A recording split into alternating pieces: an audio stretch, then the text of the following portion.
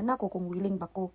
Sa una, nagduha-duha ko kay basig ma-out of focus ko sa barko na plano. Pero kay na-delay man ang interview schedule sa cruise ship, titry na ko. Nakaana ko na Lord, ngano man na every time mo attempt ko og barko or abroad na may mga ingon ani nga eksena. Pero ning go with the flow ko bayot kay the more opportunity, the more chances of winning inyong tiya nga tema.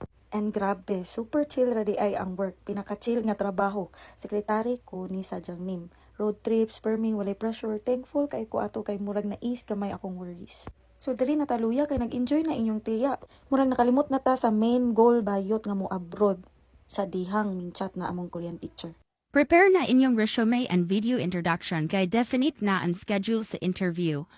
Sugod nakalibog inyong tiya kay murag okay na unta ko sa akong secretary job nya dayon maluisad ko biyaan si Sadyang Nim kay kinahanglan jud og full support iyang negosyo. Gaduha-duha na inyong tiya kay sayang pud kung di na ko padayonon ang pagbarko. Masig moabot na pud ta sa mga what ifs ani nga balig 1 million ka buok. 2 days before sa interview, giingnan ko sa akong Korean boss nga kinahanglan jud ko mukuyog niya sa Davao para mutabang og translate sa iyang mga transaksyon. Agoy, wa na jud nag-struggle na jud inyong tiya. Nagpray ko nga Lord, basin dili ni mao ang akong kapalaran, basin dili jud ko para barko kay murag ilayo jud ko nimo. Sumoto, dali na kayo nakadesisyon yung tiya. Wala na ako kay pa-stress akong kaugalingon. Gidawat na nako, giundang na nako akong nilolo og daydreams. Nga anak ko sa akong kaugalingon nga kung mao ni akong destiny, kung diri ra jud ko taman, Lord, di jud ko nimo pa-abroad doon.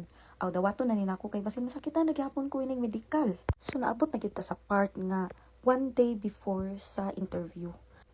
Moto, diri na ang laay kay ning balibad nako nga iingon ko nga naa ako sa Davao, dili na ko ka-appeal sa interview.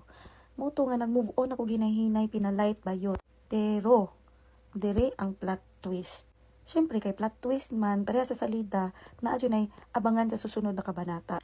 So, mag-part 3 na taday, kay murag taas-taas yun ni akong nabuhat nga chika karong adlaw ay. So, that's it for today's chismis. See you on my next vlog. Bye!